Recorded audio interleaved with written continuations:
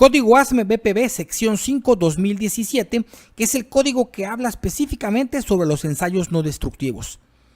Esta es la parte B del curso de partículas magnéticas. Si te encuentras en esta parte, eso quiere decir que ya has completado o ya has completado la parte A, en donde habla de los fundamentos del método y obviamente ya has solicitado las examinaciones para la acreditación de esta primera parte. Entonces iniciamos con la interpretación de este código, que es básicamente del artículo 7, examinación por partículas magnéticas. Como ya hemos comentado en capítulos anteriores y en videos anteriores, siempre que tratemos de analizar un código, un estándar o una especificación, tenemos que echar un vistazo al scope. El scope es el alcance, es decir, cuáles son los alcances que tiene ese código en virtud de para qué aplica y para qué no aplica. Y dice así, que cuando se especifique por la sección del código de referencia, las técnicas de examinación por partículas magnéticas descritas en este artículo deben de ser usadas.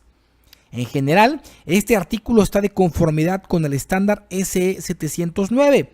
Recordemos que ASME regularmente ocupa o adopta estándares ASTM. Cuando lo hace así, le elimina, por ejemplo, las siglas ASTM y le adiciona la letra S. Esta letra S que aparece aquí significa adoptado o como adoptado por ASME. Y no es otra cosa como la guía estándar para la examinación con partículas magnéticas.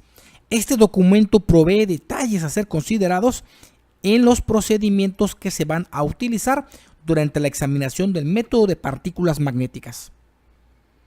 Cuando este artículo sea especificado por la sección del código de referencia, el método de partículas magnéticas descritos en este artículo debe de ser usado en conjunto o junto con el artículo 1, que habla sobre los requerimientos generales. Términos y definiciones usados en este artículo son de acuerdo con el artículo 1, apéndice mandatorio I y -121.4, partículas magnéticas. T720 general. El método de examinación por partículas magnéticas es aplicado para detectar grietas y otras discontinuidades sobre la superficie de los materiales ferromagnéticos. La sensibilidad es mayor para las discontinuidades que se encuentren en la superficie y se ve disminuida rápidamente cuando se incrementa la profundidad de las discontinuidades por debajo de la superficie. Las típicas discontinuidades que pueden ser detectadas por este método son grietas, traslapes, vetas, cerradas en frío y laminaciones, por mencionar las que principalmente puede detectar este método. En principio, este método involucra la magnetización del área a ser examinada. Posteriormente se aplican partículas ferromagnéticas a lo que se le denomina medio de examinación sobre la superficie. Los patrones de las partículas se van a formar sobre la superficie donde los campos magnéticos forcen a las partículas a unirse o adherirse sobre las discontinuidades que hayan causado ese campo magnético y que a su vez atraiga las partículas. Los patrones de las partículas magnéticas son usualmente caracterizados o caracterizan o nos dan una idea del tipo de discontinuidad que se puede detectar o que se está detectando, tal cual vimos el principio de funcionamiento del método en los videos de la parte A. Cuando quiera que sea que la técnica es usada para producir flujo en la parte, es decir, flujo magnético, la máxima sensibilidad va a ser cuando la discontinuidad se encuentre lineal, es decir, cuando la discontinuidad esté lineal y su orientación sea perpendicular a las líneas de flujo magnético, es decir, a 90 grados.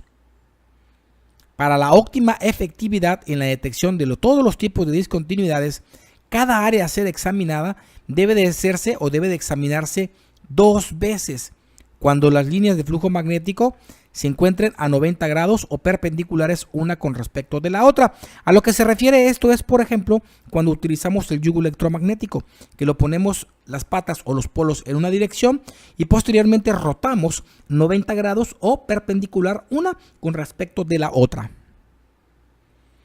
T721. Requerimientos para los procedimientos escritos. T721.1. Requerimientos. La examinación de partículas magnéticas o la examinación por partículas magnéticas debe de ser desarrollada de acuerdo con un procedimiento escrito, el cual, como mínimo, debe de contener los requerimientos listados en la tabla T721. El procedimiento escrito debe de ser establecido o debe establecer un valor único, un rango de valores para cada requerimiento, dependiendo cuál sea este en particular. Antes de continuar con la interpretación de esta parte del código ASME, es importante destacar y mencionar lo siguiente. Vamos solamente a enfocarnos en las partes del código en las que están involucrados las técnicas de magnetización y los equipos que se utilizan mayormente en la industria petrolera, metalmecánica y civil. Esto quiere decir que probablemente haya ciertas técnicas que saquemos o que no interpretemos, al menos para efectos de este manual. T721.2 Calificación del procedimiento. Cuando el procedimiento o cuando la calificación del procedimiento sea especificada por la sección del código de referencia, cualquier cambio en los requerimientos listados en la tabla T721, identificado como una variable esencial, debe de requerir recalificación del procedimiento escrito por demostración. Un cambio en los requerimientos identificados como variable no esencial no requieren recalificación del procedimiento escrito. Sin embargo, todos los cambios, ya sea variables esenciales o no esenciales, de aquellos especificados dentro del procedimiento escrito, deben de requerir revisión o un adendum de este procedimiento escrito. Es importante que entendamos cuáles son las variables esenciales y las no esenciales, las cuales para efectos del método de partículas magnéticas vienen especificadas en la tabla T721 que analizaremos más adelante. T730. Equipo. El equipo adecuado y apropiado en términos de producir el flujo magnético necesario en la parte que se va a examinar, usando una o más de las técnicas listadas y descritas en T750. Esto quiere decir que el equipo que utilicemos debemos primero de analizar si es el adecuado para poder producir una adecuada intensidad y dirección de campo magnético en el componente que vamos a examinar. T731 Medio de examinación. Partículas finamente fragmentadas usadas para la examinación deben de cumplir con los siguientes requerimientos. Por ejemplo, A. Tipo de partículas. La partícula debe de ser tratada para mejorar su color. Por ejemplo, puede tener pigmentos fluorescentes o pigmentos no fluorescentes, o ambos. Cuando decimos pigmentos no fluorescentes, nos referimos a los visibles, es decir, a los que se requiere luz blanca o natural para poder ser observados. Para poder ser altamente visibles, o sea, que hagan un buen contraste en contra o a través del trasfondo de la pieza que vamos a examinar, la superficie que debe ser examinada, ese es el propósito de la adición de pigmentos a las partículas magnéticas. Por ejemplo, en el caso de las partículas secas. Para las partículas secas o partículas húmedas y sus vehículos de suspensión, estos deben ser de acuerdo con SE709. Limitaciones de temperatura. Las partículas deben de ser usadas dentro de los rangos de temperatura o dentro de las limitaciones de rango de temperatura establecidos por el fabricante de las partículas. Alternativamente, las partículas pueden ser usadas más allá del rango establecido recomendado por el fabricante, demostrando que el procedimiento ha sido decalificado de acuerdo con el artículo 1 T150 a la temperatura propuesta. Esto quiere decir que nosotros debemos de utilizar las partículas magnéticas en el rango de temperaturas que ha sugerido el fabricante, que ha propuesto el fabricante. Sin embargo, si nosotros pretendemos usar las partículas magnéticas en rangos por debajo o por encima de este establecido por el fabricante, lo podemos hacer siempre y cuando el procedimiento haya sido previamente calificado. Recordemos e insistimos que todo lo argumentado en las pruebas no destructivas, todo lo argumentado debe de ser demostrado. T740 requerimientos misceláneos. T741 acondicionamiento de la superficie. T741.1 preparación. Resultados satisfactorios son usualmente obtenidos cuando las superficies se encuentran tal y cual se soldó, tal cual se roló, tal cual se fundió o tal cual se forjó, es decir, sin ninguna preparación adicional. Como quiera que sea, la preparación de la superficie por esmerilado o maquinado puede ser necesarios cuando irregularidades en la superficie pueden enmascarar las discontinuidades. Antes de la examinación o de la magnetización con partículas magnéticas, la superficie debe de ser, es decir, la superficie y todas las áreas adyacentes dentro de al menos 1 pulgada deben estar secas y libres de suciedad, grasa, pelusa, escamas, fundentes o salpicaduras, aceites u otros contaminantes o otra materia extraña que pueda interferir con la examinación. Aquí es importante comentar lo siguiente. Normalmente siempre en los cursos nos preguntan, por ejemplo, si voy a examinar una soldadura, ¿cuánto debo de limpiar de lado a lado? Realmente esta directriz no está tan especificada en materia de soldaduras, sino que para efectos del código ellos lo llaman o lo determinan área de interés. Entonces aquí te dice que el área de interés y 1 pulgada al menos debe de ser o debe de recibir la limpieza para efectos de la examinación. Por ejemplo, si es soldadura, puedes hacer la limpieza en la soldadura y 1 pulgada de lado y lado. La limpieza puede ser llevada a cabo usando detergentes, agentes solventes orgánicos, desescamantes o soluciones desincrustantes, removedores de pintura, vapor desengrasante, arena, sandblasting o limpieza ultrasónica, es decir, los famosos métodos de limpieza ultrasónicas.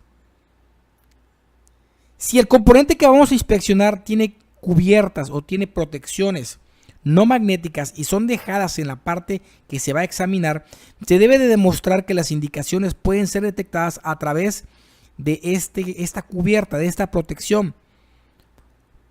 Por ejemplo, cuando se utilicen yugos de corriente alterna o cuando los yugos de corriente alterna son usados, la demostración debe de ser de acuerdo con el apéndice mandatorio 1 de este artículo.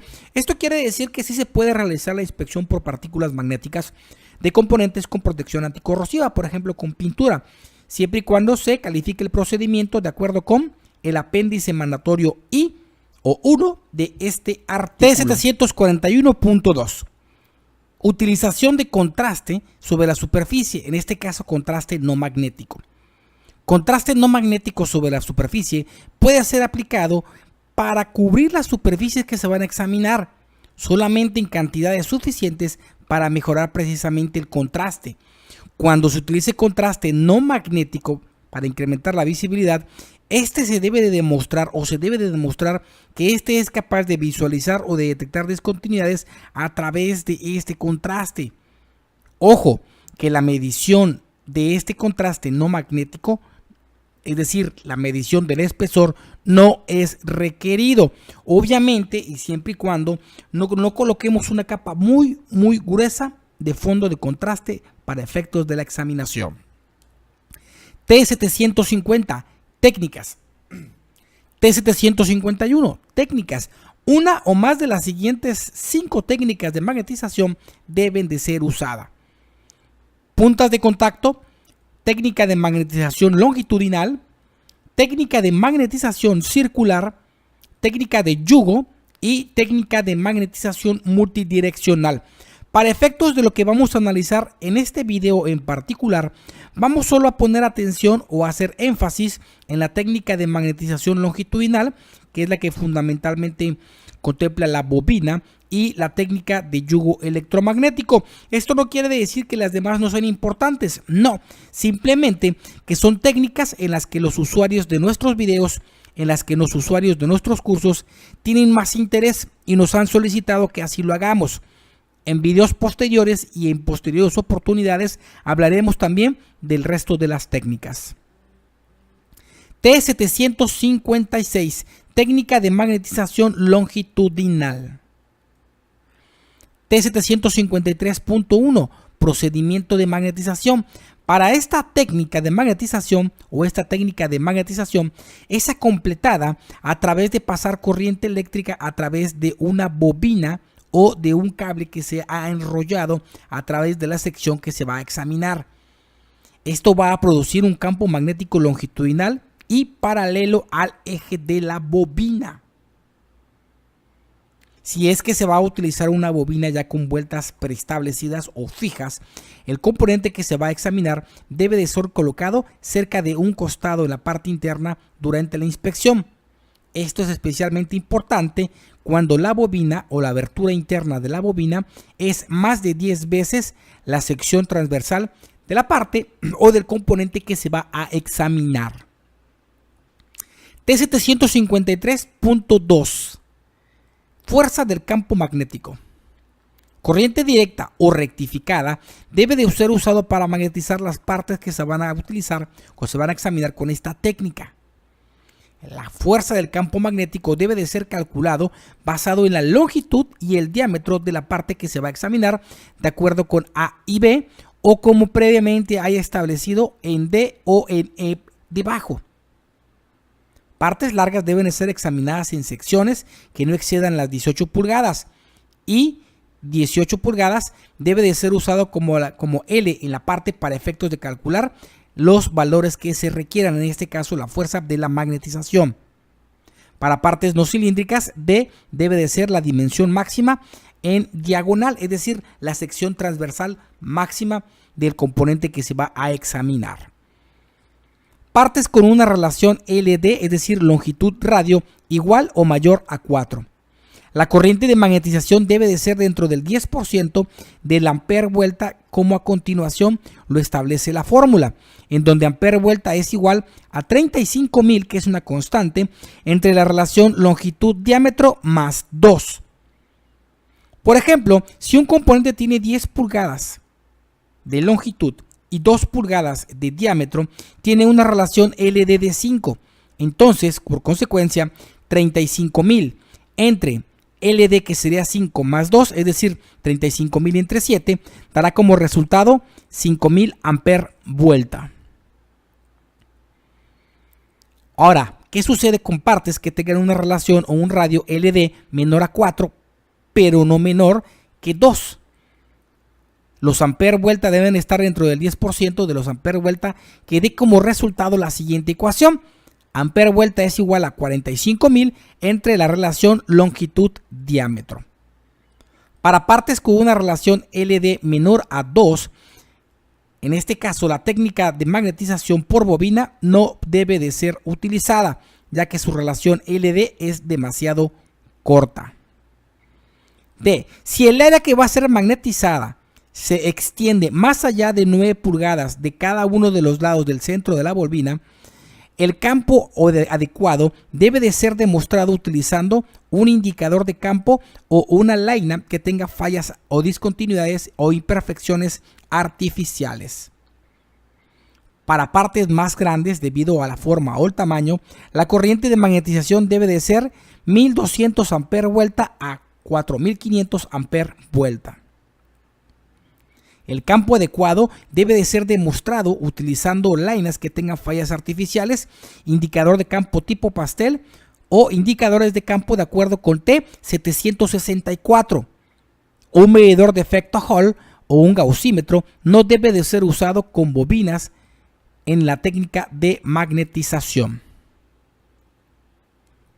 T753.3 Corriente de magnetización. La corriente requerida para obtener la magnetización o la fuerza de magnetización necesaria debe de ser determinada tras dividir los ampere vuelta obtenidos en los pasos T753.2 o T753.2b por el número de vueltas en la bobina, como a continuación se establece. Es decir, amperes es igual a ampere vuelta entre el número de vueltas, dependiendo qué es lo que queremos, si obtener amperes o obtener vueltas. Por ejemplo, si una bobina que tenga 5 vueltas es usada y el amperaje requerido entonces sea 5000, será 5000 entre 5, y en este caso solo vamos a requerir o vamos a necesitar una fuente de poder que nos provea por lo menos 1000 amperes, más menos 10%. T755, técnica de yugo electromagnético. Para esta técnica se va a utilizar un yugo electromagnético de corriente alterna o corriente directa o un imán permanente. Debe de ser utilizado. Realmente, hablando de las directrices sobre el yoke technique o la técnica del yugo, esto es todo lo que marca el código ASME. Obviamente más adelante ofrece requerimientos sobre poder de levantamiento, pero no ahonda demasiado en los requerimientos de la técnica de yugo. T760, calibración. T761, frecuencias de la calibración. T761.1, equipo de magnetización. A, frecuencia. El equipo de magnetización que tenga un amperímetro debe de ser calibrado al menos cada año o cuando quiera que el equipo ha sido sometido a una reparación mayor, es decir, a una reparación eléctrica, a un reacondicionamiento o que se ha dañado. Si bien es cierto el equipo no ha sido utilizado por más de un año, la calibración debe de ser hecha antes de su primer uso. B, procedimiento.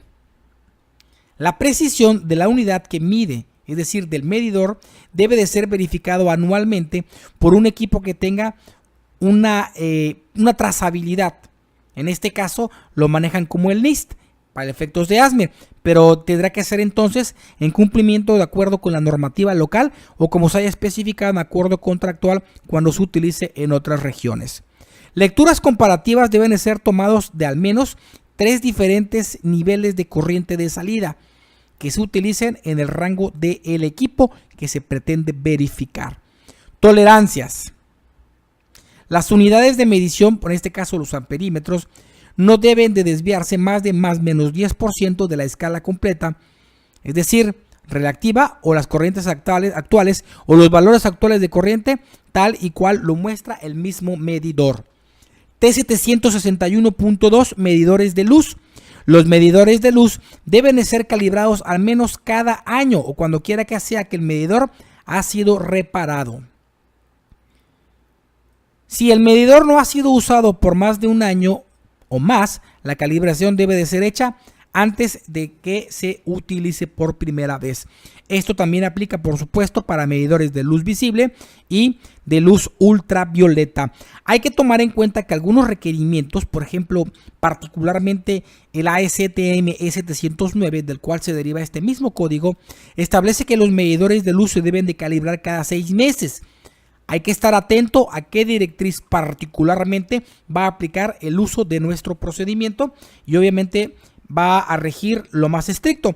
Si tengo que seleccionar o establecer cuál utilizo, si el de 6 meses o el de un año, obviamente me voy a lo más estricto, que sería cada 6 meses. Poder de levantamiento de los yugos en T762. Los yugos electromagnéticos deben de ser verificados antes de cada uso, cada día antes de cada uso, es decir, antes de utilizarse. El poder de magnetización de los yugos debe de ser verificado cuando quiera que sea que el yugo ha sido dañado o se ha reparado. Y dice que cada yugo de corriente alterna debe de ser capaz o debe de tener un poder de levantamiento que al menos le permita levantar 4.5 kilogramos al máximo espaciamiento de polos que va a ser utilizado. Cada yugo de corriente directa o imán permanente debe de tener un poder de levantamiento de al menos 18 kilogramos al espaciamiento máximo de los polos que se va a utilizar durante la examinación. Aquí quiero rescatar una parte, quiero destacar lo siguiente. Muchas veces la verificación del poder de levantamiento del yugo, malamente llamado calibración del yugo, se solicita a las compañías sea realizado o ejecutado por un tercero. Es decir, que tú como compañía de PND mandes con un laboratorio, válgame la expresión, a calibrar el yugo, siendo que realmente el yugo técnicamente no se calibra, solo se verifica su poder de levantamiento. Y tal como lo dice aquí, esto debe de ser hecho de manera diaria antes de cada uso. Ojo, y debe de ser hecho en la fuente de alimentación de voltaje que tú vas a utilizar. No se vale verificar el poder de levantamiento en la oficina y después en el campo asumir que el mismo nivel de voltaje, misma calidad e intensidad de voltaje va a estar presente en todas partes. Cada barra en la cual se utiliza para verificar el poder de levantamiento del yugo debe de estar trazada debe de ser manufacturada por un fabricante respetado, por un fabricante de prestigio, y debe de ser marcada también con su peso antes de cada uso. La barra necesita solamente ser verificada si ésta presenta daño, de tal manera que pueda causar pérdida potencial de material. Es decir, que la barra solamente necesita ser verificada una vez. Muchas veces algunos códigos establecen que se debe de tener un certificado de calibración de la barra de levantamiento para verificar el poder de levantamiento del yugo cada año, cuando en realidad no sé qué cosa se le está calibrando. Ahora bien, si la barra es evidente que ya ha perdido material, que ya está corroída y que está perdiendo material, que está perdiendo masa y obviamente peso, entonces sí se debe de verificar. Caso contrario, no debería de ser necesario. T763 gaussímetros. Los medidores de efecto Hall o los gaussímetros usados para verificar la fuerza de magnetización de acuerdo con T754 deben de ser calibrados al menos cada año o cuando quiera que sea que el equipo ha sido sujeto a una reparación mayor, una modificación o adecuación periódica o daño. Si el equipo no ha sido utilizado en un año o más, la calibración debe de ser hecha antes del primer uso. T764, campo magnético, adecuación en cuanto a dirección e intensidad. T764.1, aplicación. El uso de un indicador de campo o líneas con fallas artificiales o medidor de efecto Hall solamente será permitido cuando sea específicamente referenciado por las siguientes técnicas de magnetización: longitudinales con bobina, circulares con conductor central, multidireccionales. T764.2, campo magnético adecuado.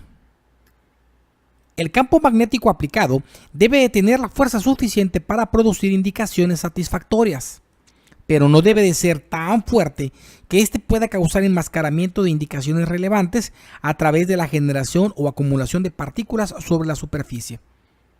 Factores que influyen en el campo o la fuerza de campo magnético requerida son el tamaño, forma y la permeabilidad del material que se está examinando, la técnica de magnetización, si es que tiene cubierta, protección anticorrosiva o pintura, el método de aplicación de las partículas y el tipo y localización de discontinuidades que se va a detectar.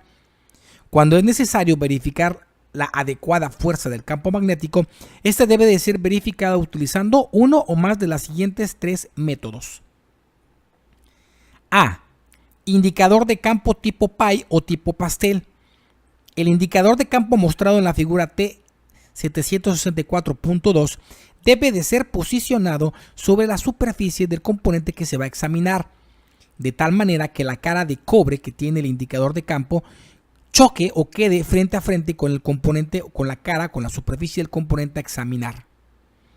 Una intensidad de campo magnético o una fuerza de campo magnético adecuada es indicado cuando claramente se define la línea o las líneas de es decir, cuando las partículas magnéticas se acumulan a través de las líneas que están representando las fallas artificiales.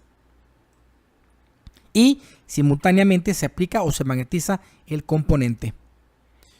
Cuando claramente se definen las líneas, es decir, cuando las partículas claramente definen la línea, entonces la técnica de magnetización es adecuada. Cuando no es así, la técnica de magnetización se debe de cambiar tanto como sea necesario.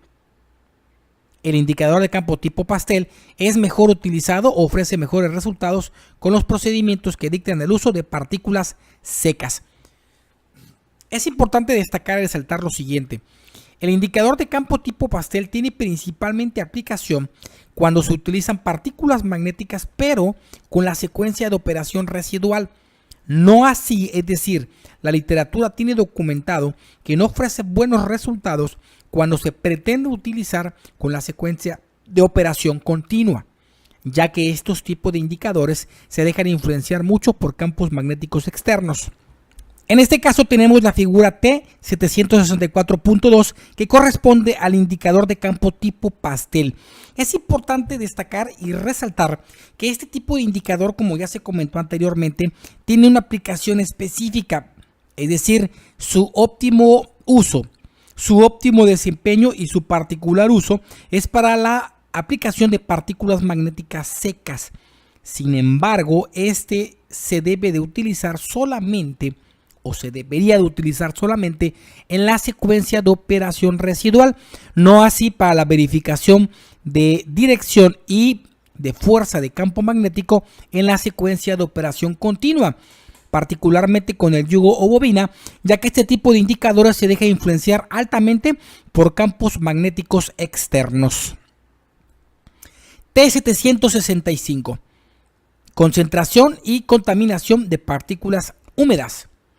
En las estaciones horizontales de partículas magnéticas húmedas, la concentración del baño de partículas y la contaminación debe de ser determinado tras medir su nivel de asentamiento o su volumen de asentamiento.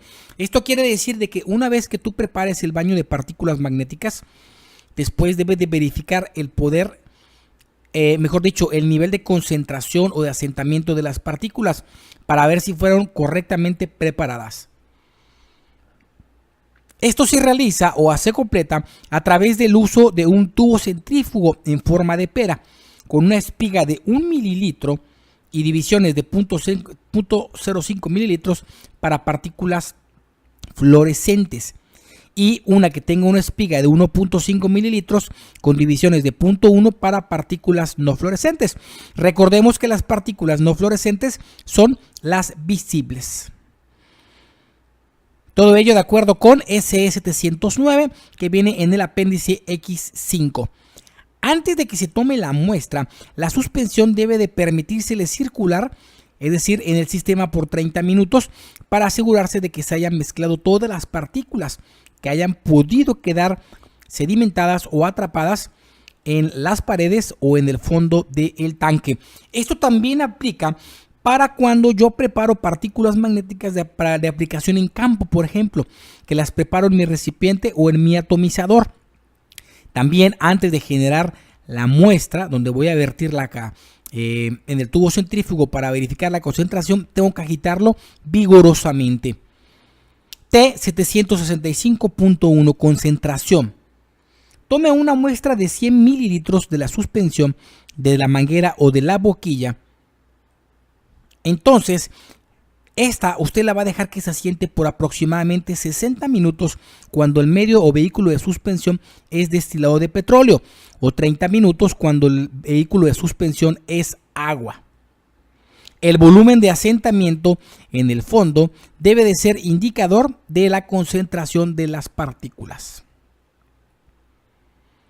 T765.2, volúmenes de asentamiento. Para las partículas fluorescentes, el volumen de asentamiento requerido deberá de ser de 0.1 a 0.4 mililitros en una muestra de 100 mililitros y de 1.2 a 2.4 mililitros en la muestra de 100 mililitros para las no fluorescentes o las visibles. Esto a menos que de otra manera sea especificado por el fabricante. La concentración de este nivel de asentamiento debe de ser verificado al menos cada 8 horas. T765.3, contaminación. Ambos, tanto las fluorescentes como las no fluorescentes, o sea, las visibles, deben ser checadas periódicamente en busca de contaminantes como por ejemplo suciedad, escamas, aceite, pelusa o partículas o pérdida de pigmento fluorescente, agua en el caso de las partículas suspendidas en aceite y partículas que se aglomeren de manera adversa o que pueden generar efectos adversos en el desempeño de las partículas magnéticas. La prueba para la contaminación debe de ser desarrollada al menos cada semana. Aquí es importante destacar lo siguiente. Muchas veces algunos baños de partículas magnéticas, especialmente aquellos que fueron disueltos o diluidos en agua y el agua no tuvo control de contaminantes, por ejemplo, o que se utilizó agua de mar, por ejemplo, en el caso de las partículas submarinas, estas normalmente tienen una vida, tienen una duración muy corta, entonces muy probablemente la salinidad en el agua precisamente pueda oxidar o acelerar la oxidación de las partículas, deteriorándolas prácticamente o incluso en algunos casos de un día para otro. Verificación de la contaminación. Para baños de partículas fluorescentes, el líquido directamente de la parte superior debería ser reexaminado con luz ultravioleta. El líquido entonces va a tener una pequeña fluorescencia y su color puede ser comparado con un ejemplo que se utilizó del mismo material o con otro ejemplo que se utilizó en la preparación del baño original, el cual haya sido retenido para este propósito. Si el baño o la muestra que está utilizada, es decir, la que se está comprobando, tiene, es decir, más fluorescencia o menos fluorescencia o una fluorescencia diferente que el estándar, el baño debe de ser reemplazado. Contaminación de las partículas. La porción graduada del tubo, es decir, en este caso del tubo centrífugo, debe de ser examinada bajo luz ultravioleta o bajo la excitación de luz ultravioleta, si es que el baño es fluorescente, o bajo la examinación de luz visible si es que el baño es precisamente no fluorescente o visible, para entonces ver bandas, diferencias en color, en apariencia o en pigmentación. Estas bandas indican contaminación en el total del volumen, incluyendo las bandas que excedan, por ejemplo, o que esta concentración exceda el 30% del volumen de las partículas magnéticas. Así también, si el líquido es notablemente fluorescente, el baño debe de ser reemplazado. T770, examinación. T771, examinación preliminar. Antes de la examinación por partículas magnéticas o antes de que la examinación por partículas magnéticas sea conducida, se debe de checar la superficie que se va a examinar, es decir, para ver si hay aberturas o contaminación o indicaciones o aberturas de indicaciones en la superficie. Esto quiere decir que se haga una inspección visual antes de ejecutar el método de partículas magnéticas, las cuales, es decir, estas indicaciones, no puedan atraer partículas magnéticas debido a su ancho, es decir, que sean demasiado anchas. T772, magnetización directa. Al menos 2 examinaciones separadas deben de ser desarrolladas en cada área. Durante la segunda examinación, las líneas de campo magnético deben estar aproximadamente perpendiculares a aquellas que se utilizaron durante la primera examinación. Una técnica diferente de magnetización puede ser usada como segunda examinación. Esto quiere decir que es algo que hemos venido hablando ya desde el principio, incluso desde la parte A de este manual, en donde la primera técnica de examinación o la primera examinación debe de establecer las líneas de campo magnético en una dirección dada y las segundas se deben de ubicar de manera perpendicular a las primeras.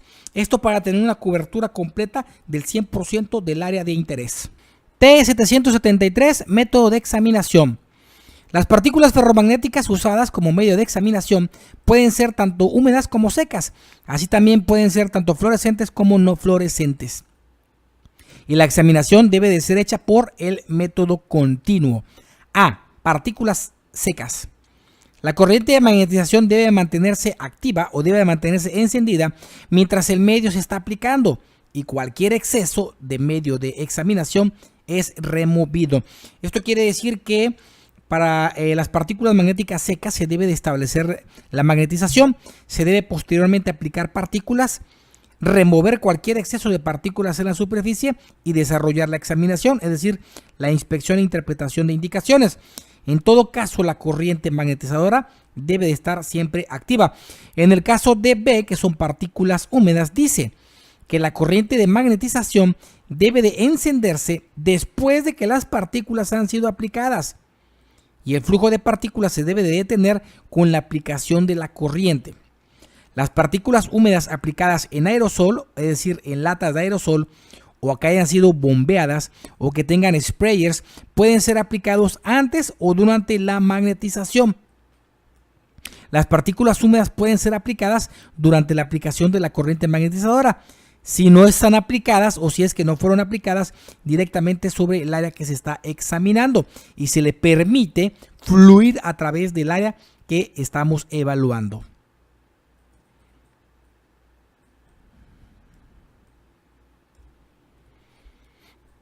Examinación o cobertura de la examinación. Todas las examinaciones deben de ser conducidas con suficiente traslape, es decir, suficiente traslape de campo magnético para asegurar un 100% en la cobertura de la sensibilidad de acuerdo con T764. T776, remoción del exceso de partículas. La acumulación excesiva de partículas secas en la superficie de examinación debe de ser removida con aire ligero o una columna de aire ligero proveniente de un bulbo o de una fuente que provea aire a baja presión. La corriente de examinación o el poder de examinación debe de ser mantenido mientras se hace la remoción del exceso de las partículas. T777, interpretación. La interpretación debe de ser usada para identificar las indicaciones como falsas, relevantes o no relevantes, de tal manera que las indicaciones falsas y no relevantes se debe de demostrar que son falsas o que no son relevantes. La interpretación debe de ser llevada a cabo para identificar la localización de las indicaciones y caracterizarlas. T771.1, partículas magnéticas visibles, en este caso las color contrast. Discontinuidades en la superficie son indicadas a través de la acumulación de partículas, las cuales pueden ser coloreadas en la superficie que se va a examinar. El color de las partículas magnéticas debe de ser diferente al color de la superficie que se va a examinar. La iluminación, ya sea natural o suplementaria, sobre la superficie que se va a examinar, es requerida para la evaluación de indicaciones. La intensidad mínima de iluminación debe de ser 100 pies candelas o 1000 luxos. La intensidad de la luz natural o suplementaria, por ejemplo que sea luz blanca, debe de ser medida con un medidor de luz blanca antes de la evaluación de las indicaciones, o la fuente debe de verificarse en cada uso. La verificación de las fuentes de luz es requerida por demostración solamente una vez, documentada y mantenida en archivo. T772.2, partículas magnéticas fluorescentes utilizando luz ultravioleta o luz negra. Con las partículas fluorescentes, el proceso es esencialmente el mismo que en T777.1, con la excepción de que la examinación es desarrollada usando luz ultravioleta. Por ejemplo, con una longitud de onda nominal de 365 nanómetros, también llamada luz negra o black light. La examinación debe de ser desarrollada como a continuación. A. Debe de ser desarrollada en un área obscurecida. Y B. El examinador debe de permanecer en el área oscurecida por al menos 5 minutos antes de desarrollar cualquier examinación para permitir que sus ojos se adapten a la oscuridad. Lentes o gogles que se utilicen por los examinadores no deben de ser fotocromáticos ni exhibir ningún tipo de fluorescencia. C. La luz negra debe ofrecernos una intensidad de luz mínima de 1000 microwatts sobre centímetro cuadrado sobre la superficie de la parte que va a ser examinada a través de todo el proceso periodo de examinación. D. Reflectores, filtros, lentes y gogles deben ser checados si es necesario. Se deben de limpiar antes de cada uso. En el caso de los filtros o reflectores que se encuentren rotos, lentes o cualquier otro dispositivo que se encuentre roto, debe de ser reemplazado de manera inmediata. E. La intensidad de la luz negra debe de ser medida con un medidor antes de cada uso o cuando quiera que sea que la fuente de energía se haya interrumpido o cargado. Así también cuando se hayan completado las examinaciones o una serie de examinaciones. T777.3. Inspección con partículas magnéticas fluorescentes utilizando fuentes de excitación o luces con otras longitudes de onda. Alternativamente, los requerimientos de T777.2, la examinación puede ser desarrollada usando fuentes de luz con longitudes de onda alternativas, es decir, diferentes a las ya especificadas, las cuales puedan causar fluorescencia de la cubierta de las partículas magnéticas, en este caso del pigmento de las partículas magnéticas fluorescentes. Cualquier fuente de iluminación alternativa o con una longitud de onda alternativa y la designación específica de partículas magnéticas o de las partículas magnéticas utilizadas debe de ser calificada de acuerdo con el apéndice mandatorio número 4 y la examinación se debe de desarrollar como a continuación. Antes de continuar quiero comentar lo siguiente. Cuando dice fuentes de luz con longitudes de onda alternativas se refiere a algún tipo de iluminación no proveniente de luz ultravioleta, específicamente algún tipo de luz azul, que normalmente este tipo de luces son un poco más económicas, más fáciles de conseguir, es decir, más accesibles, pero que también causan fluorescencia en los pigmentos de las partículas magnéticas fluorescentes, en cuyo caso, como dice en A, debe de ser desarrollado en un área oscurecida. Los examinadores deben de permanecer en el área oscurecida por al menos 5 minutos antes de que desarrollen la examinación para permitir que sus ojos se adapten al área oscurecida. Lentes o gogles no deben de ser utilizados si estos son fotocromáticos o generan algún tipo de fluorescencia.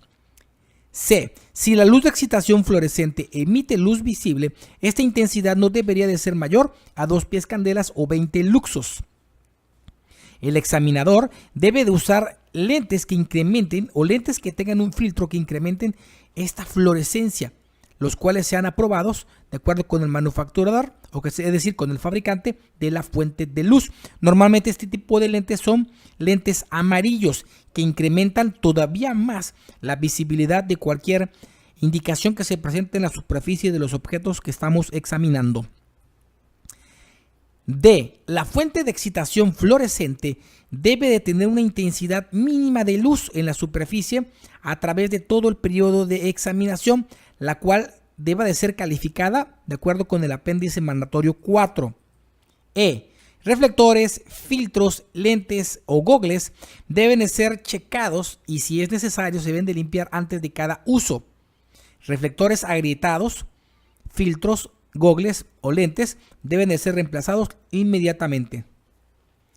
La fuente en F, la fuente de excitación de luz con fluorescencia debe de ser medida con un medidor adecuado para este tipo de luz antes de cada uso y cuando quiera que sea que la fuente de poder se ha interrumpido o cambiado. Así también cuando se ha completado una serie de examinaciones.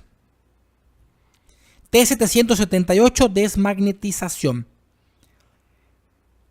Cuando el magnetismo residual en la parte, es decir, después de que se ha completado la examinación, pudiera interferir con operaciones o procesos subsecuentes o con el uso del mismo componente, la parte debe de ser desmagnetizada después de que se ha completado la examinación. Ejemplos de esto ya los vimos en la parte B de este manual. T779, técnica de limpieza post-examinación. Cuando la limpieza post-examinación es requerida, esta debería de ser conducida tan pronto como sea práctico, usando un proceso que no genere un efecto adverso en la parte o componente que estamos examinando. T780, evaluación. A. Todas las indicaciones deben de ser evaluadas en términos del criterio de aceptación del estándar del código o de la sección del código de referencia que se designe.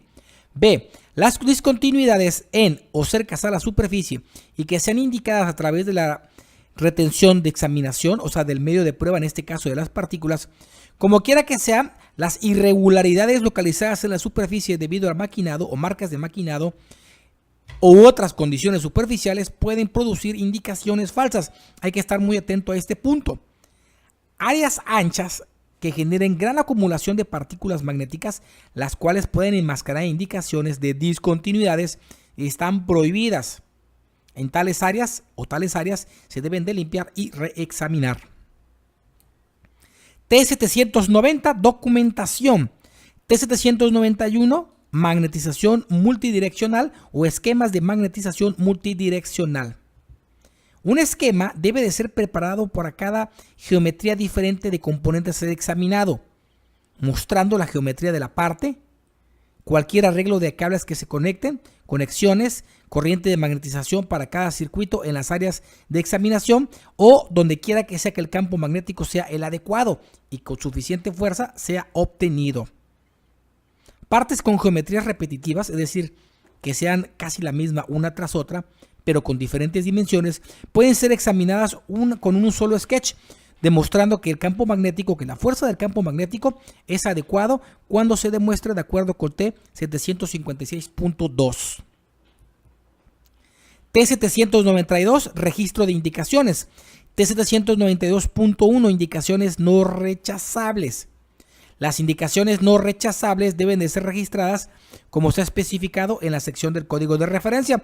Esto significa o quiere decir que si el código especifica que las indicaciones no rechazables se deben de registrar, así debería de ser. T792.2, indicaciones rechazables.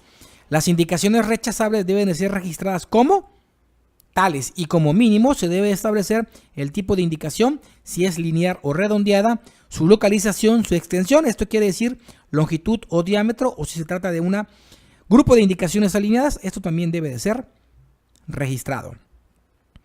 T793, registros de examinación. Para cada examinación la siguiente información debe de ser registrada. A. Los requerimientos del artículo 1 T190A. B. El tipo de partícula magnética, el equipo, así como el tipo de corriente. Las partículas magnéticas, es decir, si son visibles, fluorescentes, húmedas o secas. D. Un mapeo o registro de indicaciones de acuerdo como lo marca T792. El espesor del material y los lighting equipment o el equipo de iluminación. En este caso, si se usó luz visible o luz ultravioleta o cualquier fuente de luz con longitudes de onda alternativa, tal cual previamente lo acabamos de leer. Entonces analizamos qué es lo que viene acá en la tabla T721, que en realidad es la tabla que, como ya habíamos comentado, maneja las variables esenciales y las no esenciales. Vamos a citar algunos ejemplos típicos de qué podría ser una variable esencial y una no esencial. Por ejemplo, la técnica de magnetización se constituye una variable esencial. La corriente de magnetización, tipo o amperaje fuera de los rangos especificados en el artículo o como previamente haya sido calificado, por supuesto que también constituye una variable esencial. La preparación de la superficie también constituye una variable esencial. Las partículas magnéticas, si son visibles, fluorescentes, secas o húmedas, también constituyen una variable esencial. El método de aplicación de partículas magnéticas también es una variable. El método para remover el exceso de partículas de la superficie, por supuesto, también es variable. La intensidad mínima de luz, en este caso visible o fluorescente, lo es también una variable esencial. Cubierta o recubrimiento existente mayor al demostrado, con un espesor mayor al demostrado, también es una variable esencial. Técnica de aplicación o utilización de contraste o de fondo de contraste para la examinación, también es una variable esencial. Demostración del desempeño cuando se requiera, también es una variable esencial. La examinación de la superficie de la parte o en temperaturas por encima del rango recomendado por el fabricante o como previamente haya sido calificado, también es una variable. Sin embargo, por ejemplo, la forma o tamaño del objeto que se va a examinar, eso ya no se constituye una variable. Equipo del mismo tipo, tampoco es una variable. Aquí, por ejemplo, es como si tu procedimiento está calificado para yugo electromagnético de corriente alterna, puedes utilizar cualquier marca, cualquier forma, color, lo que sea. Esto no constituye una variable. Temperatura, por ejemplo, dentro de aquellos especificados por el fabricante o como previamente haya sido calificado, no constituye una variable, siempre y cuando te encuentres dentro de ese rango.